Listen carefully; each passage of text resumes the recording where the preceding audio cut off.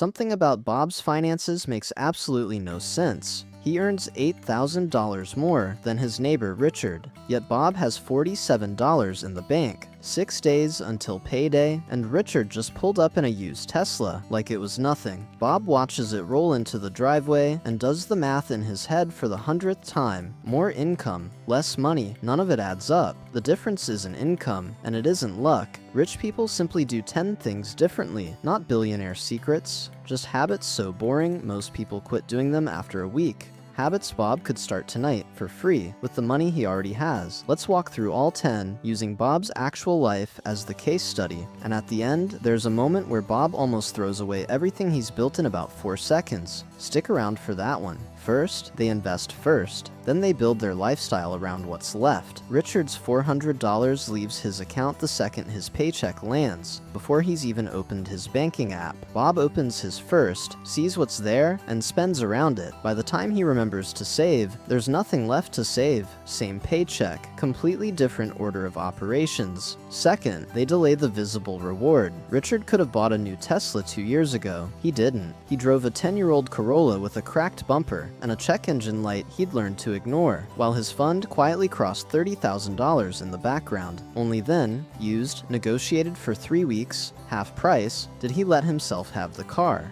Bob does the opposite. Buy now. Feel rich for a weekend, figure out the math later. Richard waited 2 extra years. The reward was worth 10 times more. Third, they price their time, not just their purchases. One Saturday, Bob saw a lawnmower listed $70 cheaper across town. He got in the car, drove 40 minutes, waited in line, drove 40 minutes back. Bob didn't save $70. He sold 3 hours of his Saturday for $70.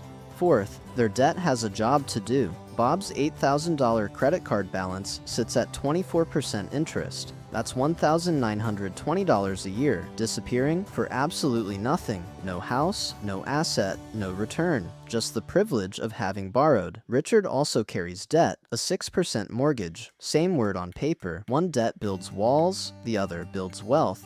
Fifth, they optimize systems, not purchases. Bob once stood in a supermarket aisle for 11 minutes, turning 2 nearly identical bottles of shampoo over in his hands, trying to save 60 cents. That same week, his internet bill quietly went up $15 a month, and he never even opened the email.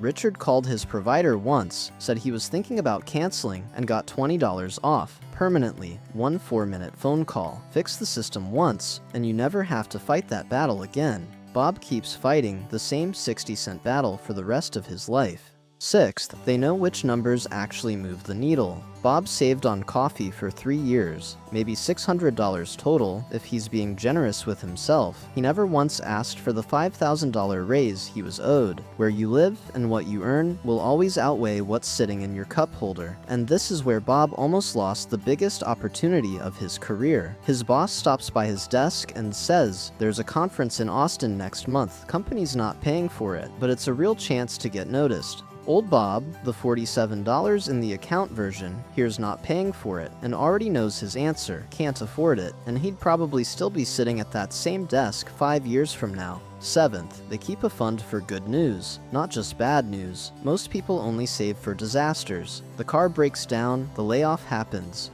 Bob had quietly started a second fund, separate from his emergency one, not for when life goes wrong, for when it goes right and he needs to move fast. Eighth, they act while the door is still open. Bob pulls up the flight, stares at the Book Now button for 3 full minutes, closes the laptop, opens it again, hovers over cancel. His thumb actually starts moving toward it. Then, before he can talk himself out of it a second time, he clicks Book Now instead. Ninth, they run the numbers instead of running on hope. The trip cost $600. The raise, it led to added $3,000 a year. Invest that difference for 20 years, at a normal market return.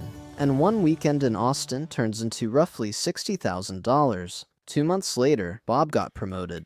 10th, every habit on this list does the exact same thing. Underneath all of it, it gives you one more chance to say yes. Yes to a better job. Yes to moving. Yes to starting something of your own. Yes to walking away from a boss who doesn't deserve you. Money doesn't solve every problem. It solves one very specific one. It gives you the ability to choose. Remember Richard's Tesla, back at the start of all this? Bob spent the whole video thinking that car was what made Richard wealthy. It wasn't. 20 years of boring decisions made him wealthy. The Tesla was just the receipt. Which of these 10 do you think matters most? Write only the number in the comments. I'm genuinely curious which one wins.